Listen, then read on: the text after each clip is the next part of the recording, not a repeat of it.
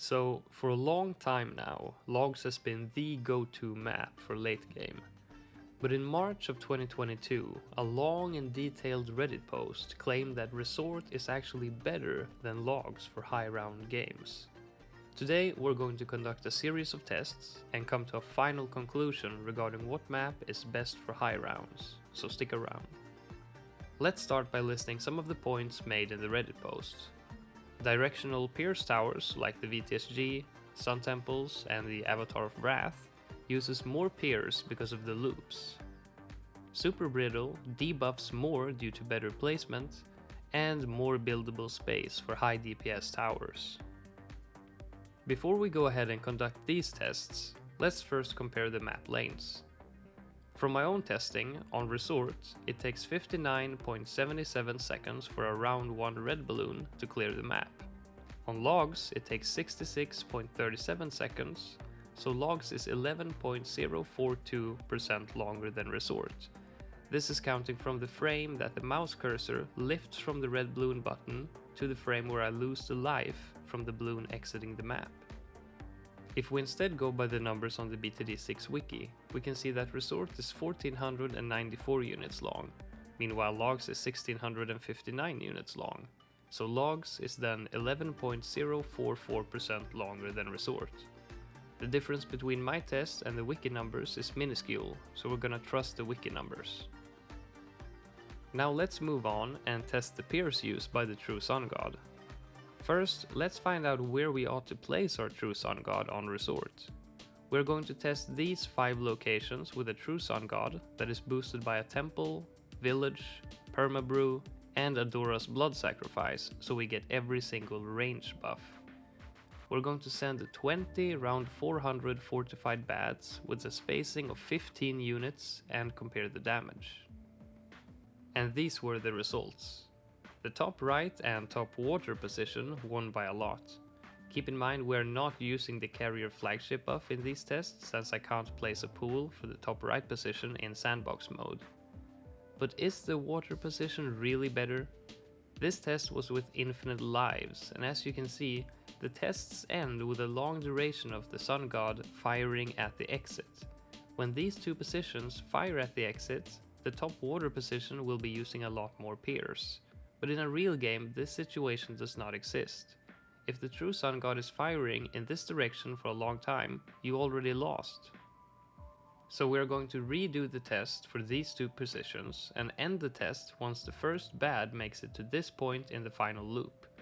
And as expected, it did alter the results. Now we can see that even though the top right position can't see the whole track, it still beats the top water position, as it will use more pierce when the balloons are in the middle 2 loops. So now we want to test this compared to Logs. In order for us to do that, we need to redo the test once more for the top right position with 1 HP and let the test run until we lose that life and the true Sun God stops firing. And this is the final result for the Resort True Sun God. Now let's compare that to Logs. In my high round games, I always place the true Sun God on top of the natural water in the middle of the map, slightly to the right so I can fit my nav arc next to it. This test got a bit less pops than the winning test on Resort. While I was at it, I decided to test another Logs position, and I put it to the right of the natural water, where you would be able to place a pool to get the carrier flagship buff in an actual game. And the result was actually better than placing it in the middle, but still not better than the winning Resort test. So for the first test about the VTSG pierce use, Resort does beat Logs. Now we will move on to test the Superbrittle. Let's start by placing a Superbrittle boosted by a village, temple and permabrew, and then get a 005 sniper and see how much damage it does on both maps.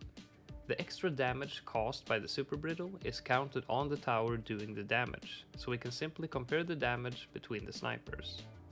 And it looks like the sniper on Logs did a lot better than the one on Resort. Even if you account for the 11% extra track length, the one on Logs still wins. And keep in mind that the sniper on Logs has a few points where it cannot fire at the bad when it goes through the hollow logs. I went into my editing software and counted the frames to calculate exactly how long the Superbrittle debuffs the bads. Assuming a 3-second debuff time, the log Superbrittle debuffed the bad for a total of 33.68 seconds, or 78.45% of the bad's time on the track.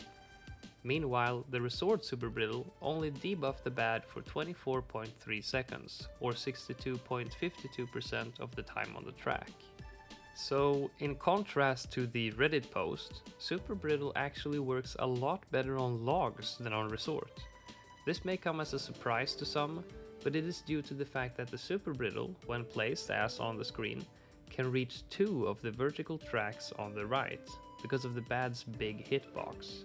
And the buff lasts for 3 seconds, and it doesn't take very long for the bad to get back within the Superbrittle's range when you're at rounds above 400 due to the crazy speed ramping.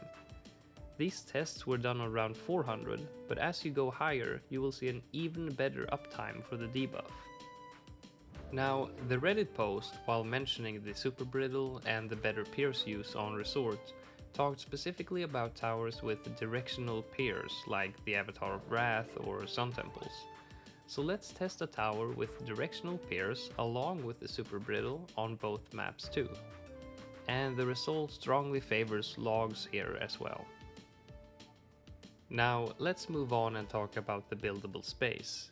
Yes, resort does have more space for you to build towers. I recently did 2 high round games, one on resort and one on logs. So let's take a look at those 2 final setups and compare how much we fit onto the map. On my logs game I had 15 temples including the VTSG, meanwhile on resort I had 18 temples including the VTSG. But there are some other things to consider here. First off, both maps can fit more temples than I just mentioned, but since you need to fit more towers as well, I thought using actual games would be a better comparison. And also, if you recall, the best position for the VTSG on the map resort to maximize its pierce was in the top right corner. That means it won't be able to boost all towers on the screen. The ones on the very left will be left without boosts, while on logs that's not the case. Everything gets boosted. So yes, resort has more buildable space, but that does not necessarily translate to a much better setup. And now for the last test. The practical Imperial test. As I mentioned, I recently played high round games on both of these maps. In both games I used no powers except pools and tech bots. The setups were alike in many ways, except I got rid of a few bad DPS towers in my resort run, and also I placed my Sun Temples on water to give them the carrier flagship buff. On logs I got to around 477, while on resort I got to 471. Which would have been 472 had I sold my VTSG and bought the Legend of the Night at the end of the round like I did on logs to squeeze out one last round. So let's sum this up now and take a look at all of the results. While resort does offer a bunch of towers the ability to use more of their pierce, it comes at the cost of a shorter track length and the VTSG not being able to buff every tower. Unless you change its location to another and sacrifice the extra pierce usage that this map offers. Furthermore, we found that the Superbrittle does in fact not offer greater debuffs on resort. On the contrary, it works its magic a lot better on logs. And in terms of buildable space, yes, you get more of it, but again, at the cost of the VTSG buffing less towers. So, is Resort better than Logs for late game runs? Resort is a very good and fun map, but I am not convinced that it can beat Logs. Until someone can provide video of 2 similar late game runs and getting further on Resort than Logs, I'd say that Logs is still the king of late game. Thank you for watching this video. If you enjoyed, leave a like and subscribe for more content like this, and I will see you next time.